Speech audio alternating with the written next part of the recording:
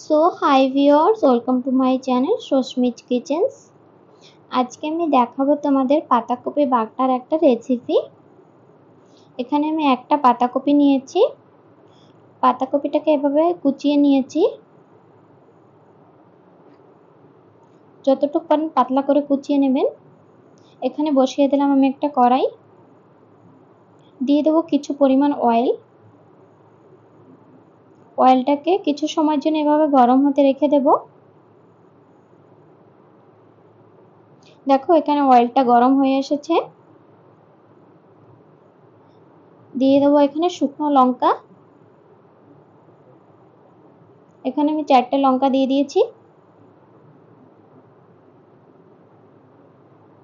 লঙ্কাটাকে কিছু সময়ের জন্য ফ্রাই করে নেব।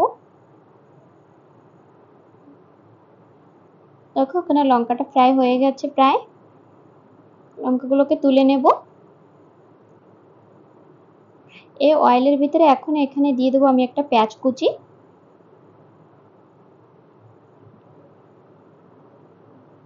পেঁয়াজটাকে ভালোভাবে গোল্ডেন করে এখানে ফ্রাই করে নেব।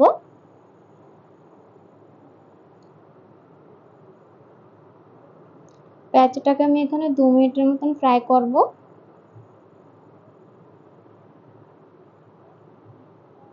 দেখো হালকা কালার এসেছে, আর একটু সময় ফ্রাই করলে হয়ে যাবে।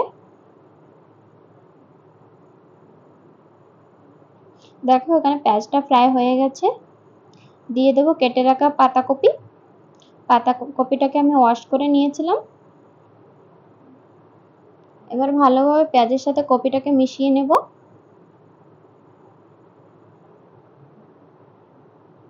না হলে পেঁয়াজটা পুড়ে যাবে।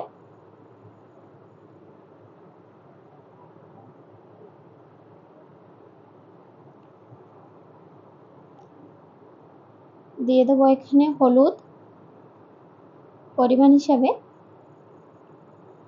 আর দিয়ে দেবো এখানে লবণ। লবণের পরিমাণ এখানে একটু কম দেবো। দিয়ে ভালোভাবে হলুদ আর লবণ দিয়ে পাতাকপিটাকে মিশিয়ে নেব। এভাবে ধীরে ধীরে ভালো করে মিশিয়ে নেব। এই রেসিপিতে পাতাকপিটাকে ভালোভাবে ফ্রাই করা লাগবে। যেভাবে আমরা পাতাকপি রান্না করে খাই সেভাবে না, একটু কড়া ফ্রাই করা লাগবে, না হলে বাটাটা টেস্ট লাগবে না। পাতাকপিটাকে আমি এখানে একটুও ঢাকা দেবো না। দেখো এখানে পাতাকপিটা আমাদের ফ্রাই হয়ে গেছে। পাতাকপিকে তুলে নেব। এখানে আমি গ্রাইন্ডারের জারের ভিতরে নিয়ে নিলাম। দিয়ে দেবো 2টা শুকনো লঙ্কা। আমি এতে অলরেডি লবণ দিয়ে রেখেছিলাম বলে আর দিলাম না। এখানে দেখো কপিটা আমাদের বাটা হয়ে গেছে। দেখো কফি এখানে সার্ভ করার জন্য একেবারে রেডি।